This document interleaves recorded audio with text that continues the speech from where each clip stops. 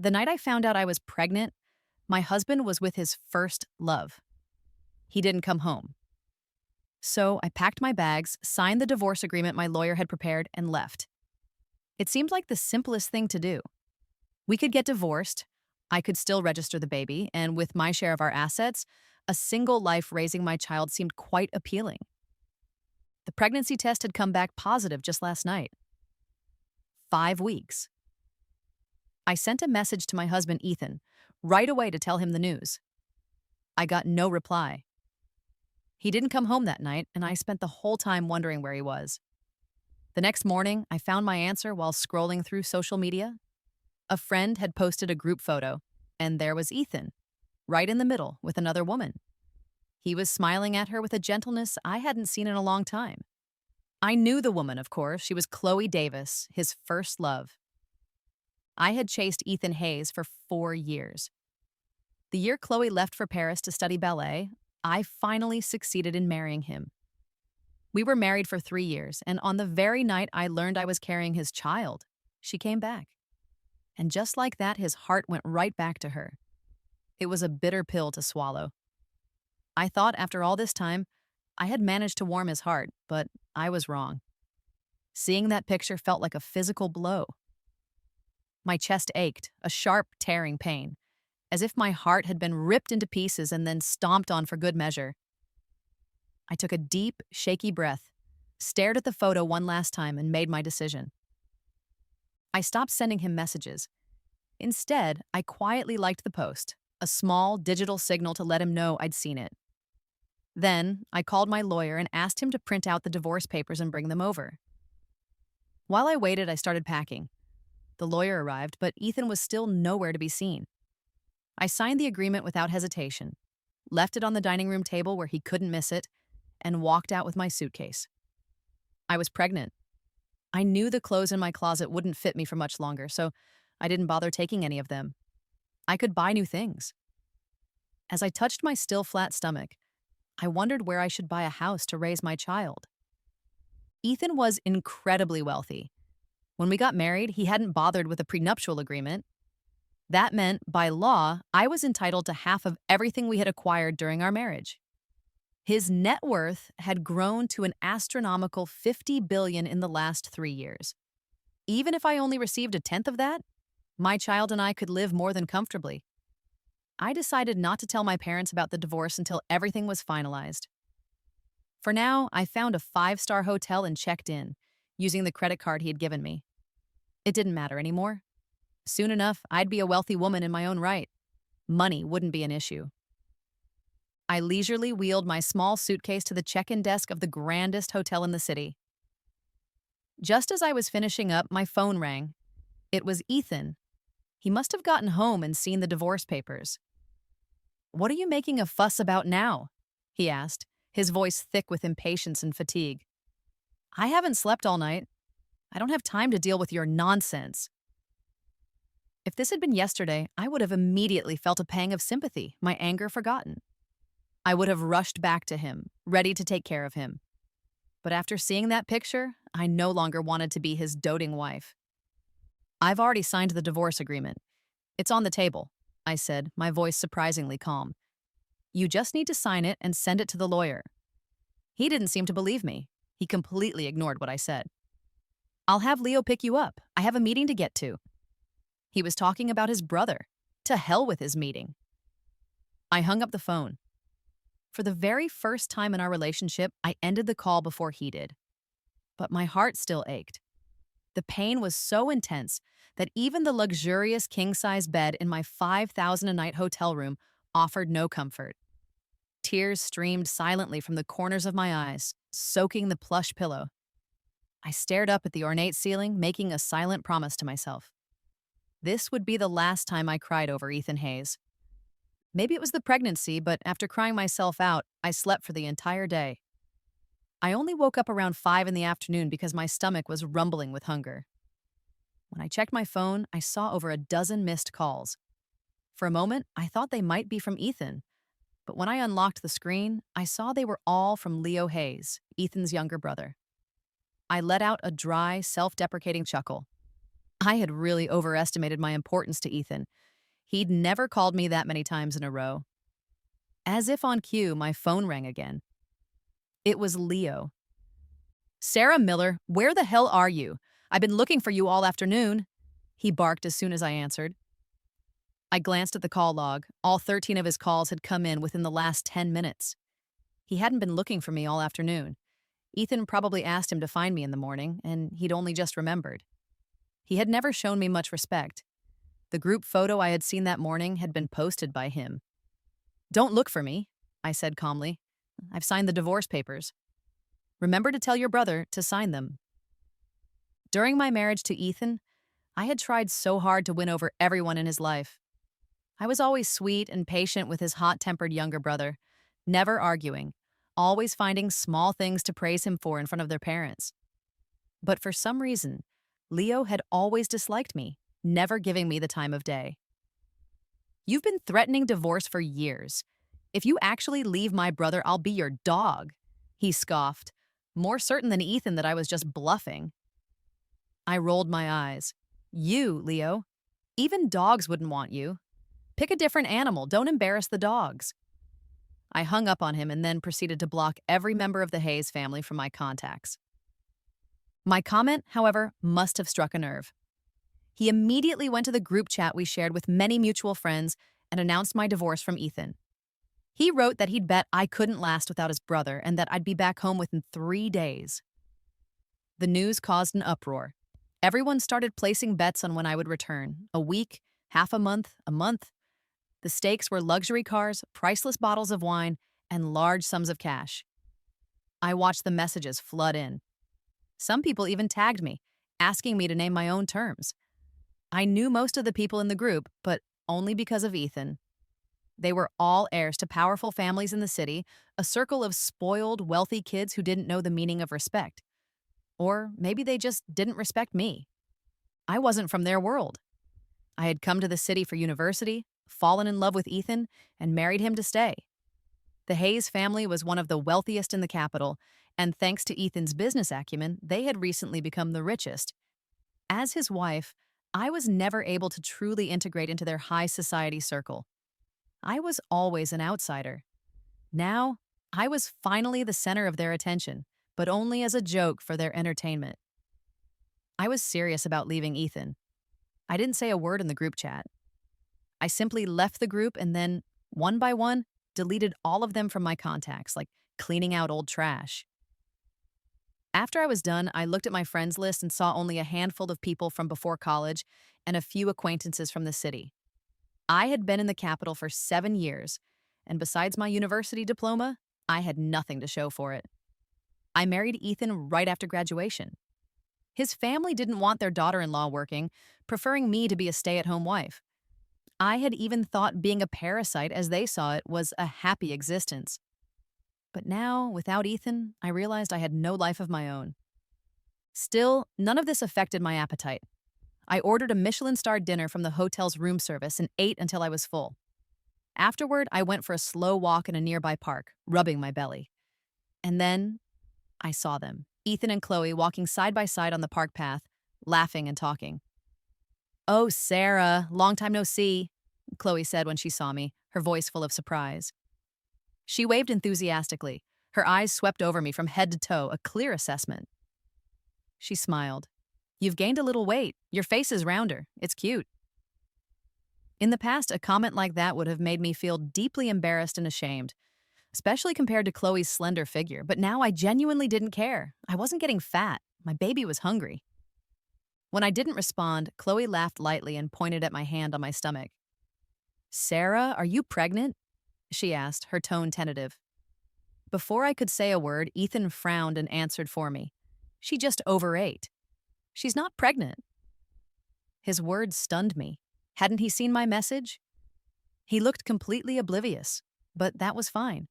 We were getting a divorce. The child would just be mine. "Yes, I just ate too much. I'm not pregnant," I repeated, nodding along. I waved a hand at them. "Excuse me, I'd like to get past." The path wasn't narrow, but they were standing right in the middle of it, blocking my way. "Are you walking by yourself?" Khloe asked, covering her mouth in mock surprise. not moving an inch. My husband was standing right next to her. What did she think I was doing? How about we walk with you? She offered, lumping herself and Ethan together as we. It was clear who she considered the couple here. What a master of passive aggression. No, thank you, I said flatly. I don't particularly enjoy being a third wheel. You two have a nice walk. The Vienna International Hotel is just a little further down. Very convenient.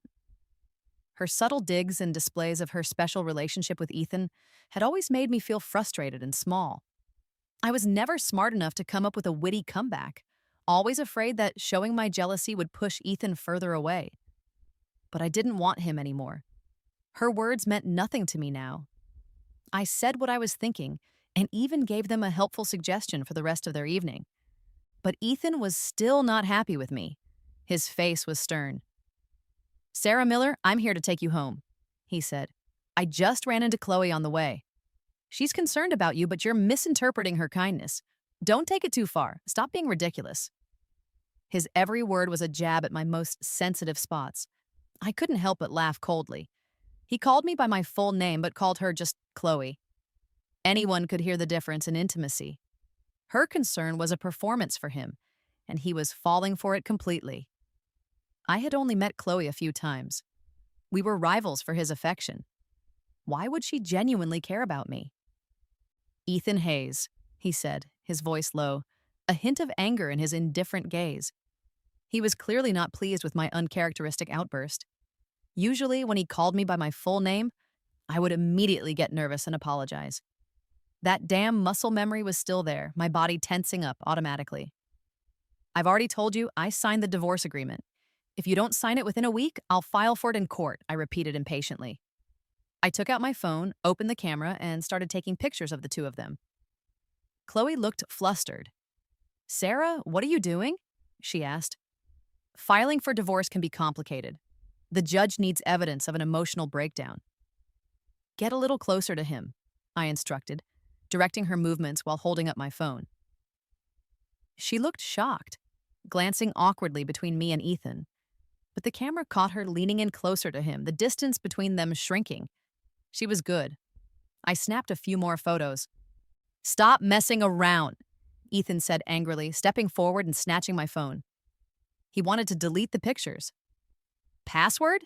He demanded, his face dark as the phone screen went black. My birthday, I said simply. I didn't bother arguing. The photos had already been automatically uploaded to the cloud. He could delete them from the phone, but it wouldn't matter. I had a backup on my tablet anyway. To my surprise, his expression froze. He was at a loss. He couldn't unlock the phone because he didn't remember my birthday. The birthday gifts he'd given me in the past had all been chosen and prepared by his secretary. He just handed them to me on the day, after she reminded him. I scoffed and snatched the phone back. Ethan, I'm serious about the divorce, and you should take care of your brother before he loses everything. I was being generous, even now, trying to help those two brothers. Leo, what happened to him? Ethan started to ask, but I had already turned and walked away. Thankfully, Khloe held him back. As I walked, I heard her explaining to him about the betting game Leo had started in the group chat.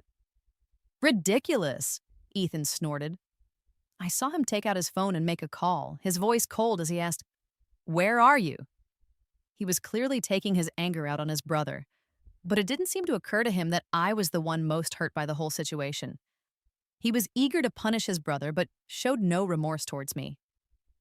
Back at the hotel after a shower, I got a call from an unknown number. I hung up without thinking. A second later, a text message came through. It was Leo. Ethan had clearly given him a piece of his mind. The text was full of the same insults and disdain he always had for me. Ethan hadn't made him apologize. He would teach his brother not to gamble or speed, but he would never teach him to respect me. It hadn't always been like this. I had been in the same class as Leo in university, and he wasn't like this back then. Neither was Ethan. Ethan was 2 years older than me. When I first came to the city for university, he was a sophomore. I saw him for the first time during the final exam week. He came to bring Leo some things. The sun was streaming into the long hallway outside the classroom. He leaned in, knocked on Leo's head, and tossed a bag of books and notes onto his desk. "Don't fail your classes," he said coldly. Leo, engrossed in a game on his phone, fumbled the catch and a notebook fell and hit me on the forehead, scraping my skin. "Are you okay?" Ethan asked, looking at me with an apologetic expression. He patted Leo on the head again. "Stop playing and see if the girl is hurt." Leo finally looked up from his game, frowning impatiently at me before replying to his brother. "It's just a little scratch." "It's bleeding," I murmured, raising a hand to my forehead. "No wonder it hurts." I didn't know Leo well back then and had no particular fondness for spoiled rich kids who did nothing but party. I wasn't planning on being gracious. But Leo suddenly grabbed my hand, his tone harsh. "Your hands are dirty. Are you trying to get an infection?" "Leo, you hurt her. Be nicer," Ethan said, walking in from behind. He squatted down to check my forehead. His eyes were deep and clear, his features sharper and more mature than his brother's. He gently brushed a stray hair from my forehead, his face otherwise cold and distant. The contrast made my heart flutter. "It's fine. It doesn't hurt anymore," I said, my voice dazed. My heart was pounding so hard I was afraid he would hear it. Of course I couldn't feel the pain on my forehead anymore. "You just said it hurt, and now you say it doesn't.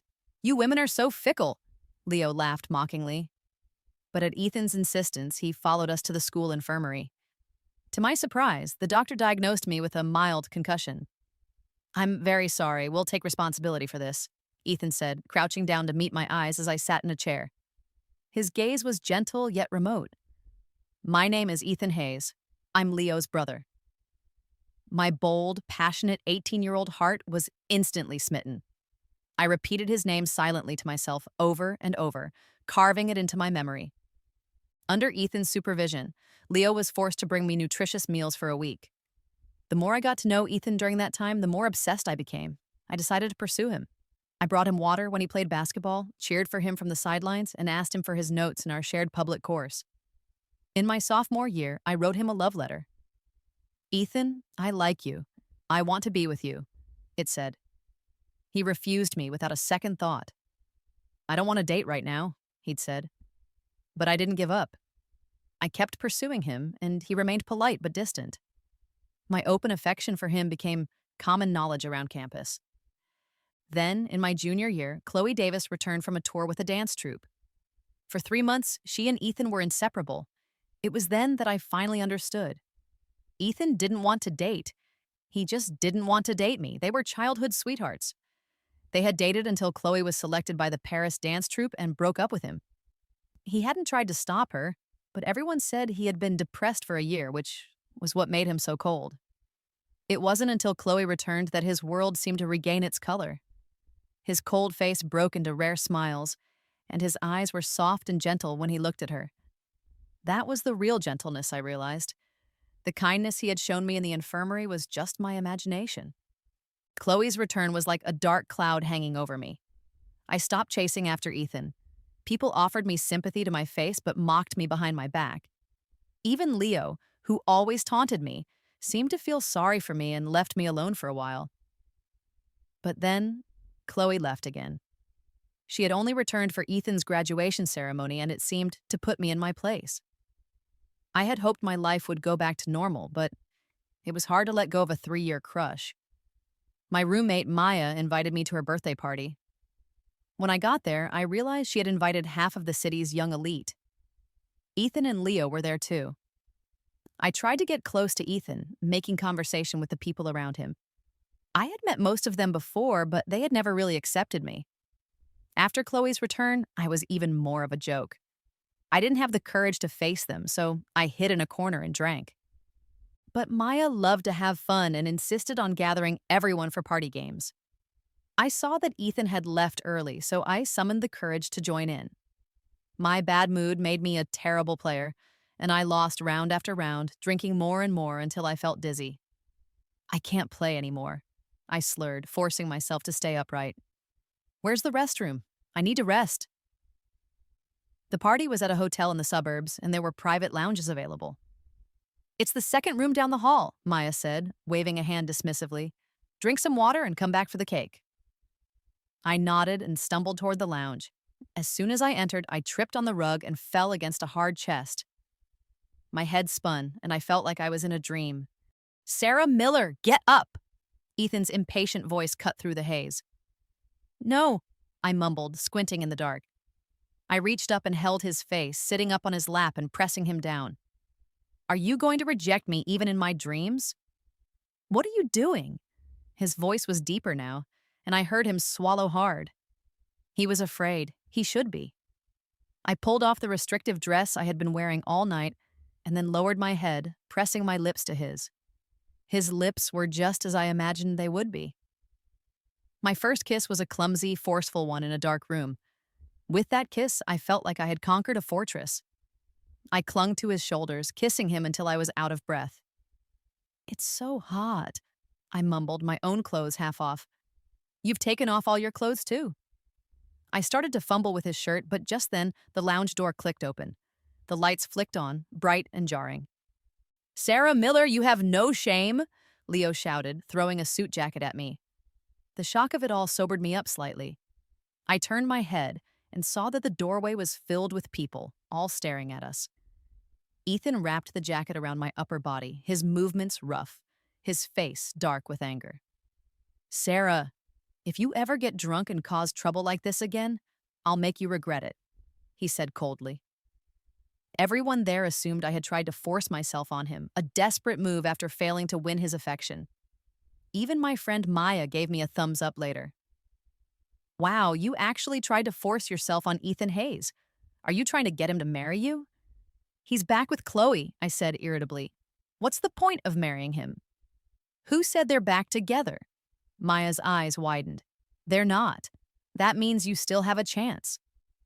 My feelings for Ethan, which I thought were dead, suddenly reignited. He hadn't resisted me that much. Maybe he did like me, just a little.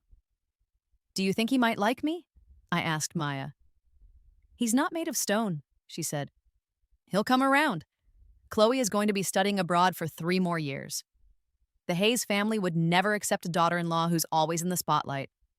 I think you'd be perfect for them. How about I help you? The idea she came up with was terrible, but it worked. She exaggerated what had happened at the party to the Hayes family, telling them that Ethan was secretly in love with me but was too embarrassed to admit it. Enough people had witnessed the scene to corroborate her story. She added that I was so distraught I had almost attempted suicide. The rumor spread, and the Hayes family, concerned about their public image, forced Ethan to marry me to put an end to the scandal. Our wedding was a small, hurried affair, nothing like Maya's lavish birthday party. But to me, it was the sweetest day of my life. I got married the year I graduated, without even telling my family back home. The Hayes family didn't seem to care about my family either. They just wanted the marriage certificate. And Ethan never once asked about my life before him. After the wedding, he was extremely cold to me. He didn't like having servants, so I learned to cook, becoming a master in the kitchen, preparing all his meals and managing the household. Slowly, he started to treat me with a bit of kindness, but I was still insecure. I messaged him constantly, asking where he was, what he was doing. Every time he ignored me, I would threaten to divorce him, hoping he would comfort me. He never did. I always gave in and went back to him. I truly believed that over time, he would grow to love me. But I was wrong. Khloe's return proved I meant nothing to him. All his coldness and neglect weren't because he was a cold person. It was just because he didn't like me. I had finally woken up. This city was full of painful memories. I planned to finalize the divorce and then go back home. I gave Ethan a week to sign the papers so we could part ways without a fight. A week passed quietly. I used his credit card to indulge in all the luxury the city had to offer. He never said a word about my spending. In all our years of marriage, I had never touched the card he gave me, always feeling like I shouldn't spend his money. Now it was all mine. I even used his card to pay my lawyer's fees. I don't have any premarital assets, I told the lawyer. He's probably worth billions. I don't want half, but I want compensation for the 3 years of my youth. At least $300 million. The grounds for divorce were irreconcilable differences. I sent the lawyer the photos of him and Khloe as evidence. After explaining everything, I booked a flight home. I was in a car on the way to the airport when my phone rang. I thought it was my lawyer, but it was Leo's voice on the other end. Sarah, how much longer are you going to run away? I'm about to lose everything because of you, he whined impatiently. Hurry up and come home. I laughed coldly. Is that place really my home, Leo? No one there had ever treated me like family. I was about to hang up when the car I was in was hit with a loud bang. There was a car accident. My phone flew out of my hand and my head hit something hard. Just before I blacked out, I wrapped my arms tightly around my stomach. When I woke up, I was in a hospital. My entire lower leg was encased in a thick plaster cast. A nurse came over when she saw I was awake. Miss, there was a multi-car pileup today. You have a fractured leg. The doctor has said it, but you need a family member to come and sign before you can be discharged. Family? I shook my head. I don't have any family here. Can I sign for myself? I'm sorry, due to the nature of your injury, we need a family member to be notified, she said, looking troubled. My only friend in the city, Maya, was studying abroad. I had no one else to call. With no other choice, I opened my contacts, unblocked Ethan's number, and called him. The hospital hallway was crowded and chaotic. As soon as the call connected, I asked, "Where are you?" And then I saw him, at the other end of the hall. Standing right next to him was Khloe. Ethan was on the phone while a doctor wrapped a small bandage around one of Khloe's fingers. The company, he replied without missing a beat. We have a meeting. I'll hang up if there's nothing else. He paused, then added, If you need a ride home, I'll have Leo pick you up. His tone was so casual. If I hadn't seen him with my own eyes, I would have believed his lie. In that moment, something inside me died. I sat on the hard hospital bench for a long time, not shedding a single tear. It was all just so absurd. I had wasted 7 years of my life. I hung my head, lost in my own miserable thoughts, when a pair of black sneakers appeared in my line of sight. Sarah, what the hell are you doing? Did you do this to yourself to make my brother feel sorry for you? He won't, Leo said, his voice as unsympathetic as ever. I know, I said, cutting him off. Ethan won't feel sorry for me. I'll call my brother, Leo said, coughing lightly. Let him come and take you home. His words surprised me. I thought Ethan had sent him. Miss, I forgot to tell you, the nurse who had been helping me said, returning. The doctor also did an ultrasound. The baby is fine. Leo heard her. He stared at me, his mouth wide open, his eyes fixed on my stomach. I slapped his phone out of his hand. Leo, I commanded, my voice cold. Take me to the airport now, and you will not tell your brother I'm pregnant for 3 months. If you do, I'll expose everything you did in your senior year. Leo had gotten a director's underage daughter pregnant. I had helped him handle the situation, and the whole family thought it was just a rumor. I still had the girl's contact information. I've told you 1,000,000 times I didn't sleep with her, he hissed, his face turning red. I'm still a virgin. She stole my sperm for in vitro. He had never told me that part. I was shocked that the playboy Leo was still a virgin, but it had nothing to do with me. I just wanted to go home. I stared at him, my gaze unwavering. My flight is at 9 tonight. I can still make it if we hurry. He stared back at me for a long moment, then impatiently waved his hand and helped me up. Fine, I'll take you. The journey to the airport was silent. After I had checked in, he suddenly looked at me, his expression complicated. He glanced awkwardly at my stomach. Sarah, are you really leaving? You're pregnant. Are you not coming back? It was one of the few times he had ever spoken to me so calmly. I looked back at him and said one word. Never. Leo, for all his faults, would keep his promise. He wouldn't tell Ethan I was pregnant. 3 months was all the time my lawyer needed to finalize the divorce. I didn't say goodbye to Leo. I just turned and walked through security. The flight from the capital to my hometown was only an hour and a half, but it felt like a lifetime. When I got home, my parents were overjoyed. Sweetheart, why are you back? Did your job in the city end? They asked, fussing over me. I had never told them I got married, only that I had found a job there. Yes, it's over. I resigned, I said, hugging them, still not ready to tell them the whole truth. The next day, my 3 older brothers came home. My mom had the cook prepare a seafood feast, my favorite. But now, with my severe morning sickness, the smell of seafood made me want to vomit. I couldn't even make it to the dining table before I had to run to the bathroom. When I came back, my whole family was staring at me with horrified expressions. Little sister, are you pregnant? My eldest brother asked, his eyes on my stomach. Come here, let me check your pulse, my second brother, a doctor, said. Whose bastard is it? My third brother growled. My 3 overprotective brothers were one of the main reasons I had run off to study in the capital in the first place. Faced with their intense questioning, I finally confessed everything. I got married, but I'm getting a divorce. The child is my ex-husband's.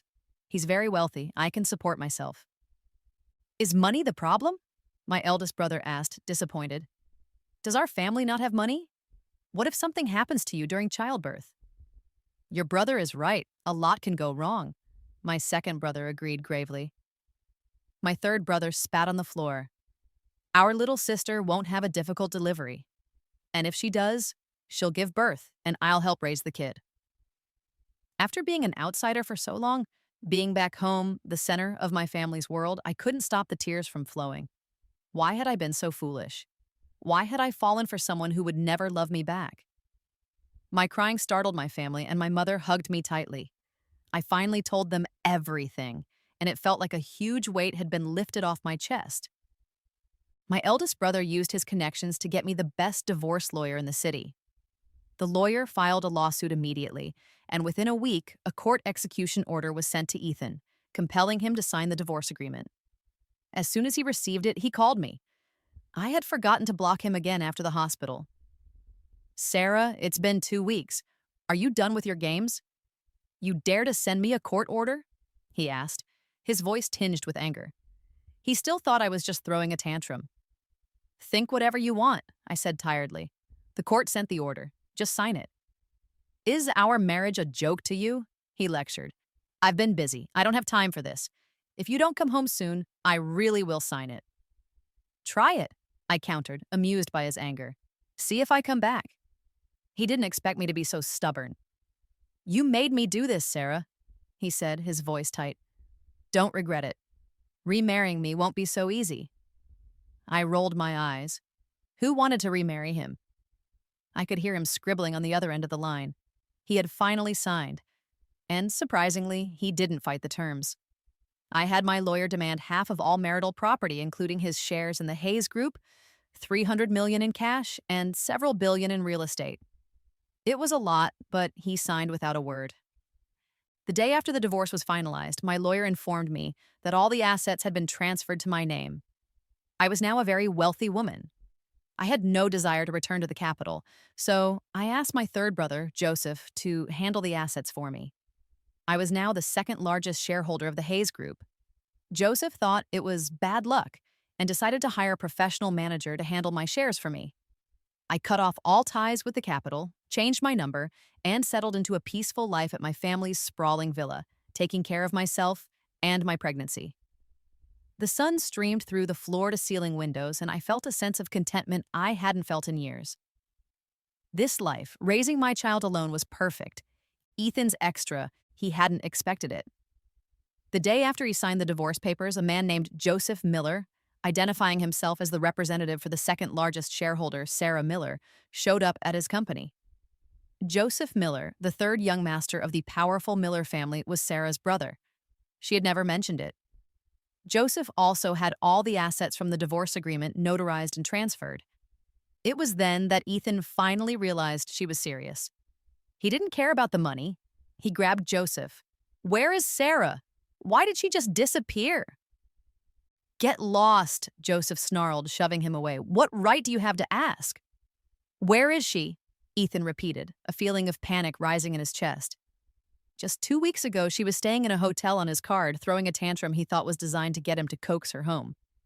How had it come to this? She's gone home, bro, Leo said, standing by the door. Her home is in Zhangcheng. Ethan immediately started to leave, but Joseph grabbed him by the tie and slammed him against the wall. What right do you have to look for her? He spat. How many messages did she send you? How many calls did she make? Did you ever reply? Now that she's gone, you suddenly care? You don't deserve her. Ethan's face was grim, but he pushed Joseph aside and flew to Jiangcheng as fast as he could. The Miller family was well known, and it was easy to find their villa. He rang the doorbell. A servant answered. Who are you looking for? Is Sarah Miller home? He asked anxiously. You're looking for the young lady. She went to the hospital for a prenatal checkup. She won't be back until this afternoon, the servant replied. The words prenatal checkup hit Ethan like a physical blow. He frantically tried to call her, but her number was disconnected. He opened their chat history, scrolling all the way to the bottom. There it was, a message from 2 weeks ago. I'm pregnant.